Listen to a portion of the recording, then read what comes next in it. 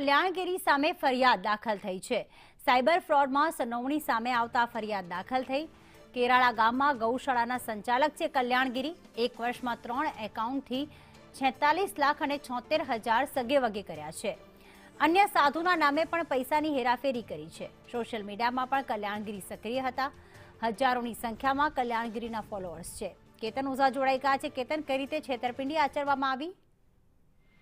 ચોક્કસ કે જે રીતે અવધૂત આશ્રમના જે સાધુ છે કલ્યાણગીરી, તેની સામે પોલીસ ફરિયાદ દાખલ કરવામાં છે। કેરાળામાં ગૌશાળાના સંચાલક છે તેની વિરુદ્ધ આ ગુનો દાખલ કરવામાં છે। છેલ્લા 1 વર્ષની અંદર 3 બેંક એકાઉન્ટ ધારકોની અંદર 40.76 લાખ રૂપિયા જે છે તે હેરાફેરી કરી હોવાની ફરિયાદ નોંધાઈ છે। એસબીઆઈ વડાલ બ્રાન્ચમાં 1 એકાઉન્ટ છે અને આઈડીએફસી ફર્સ્ટ બેંકમાં દોલતપરા બ્રાન્ચમાં 2 એકાઉન્ટમાં અલગ અલગ સાયબર ફ્રોડ મારફત જે રૂપિયા આવ્યા હતા તેનું ટ્રાન્ઝેક્શન કરવામાં આવ્યું હતું।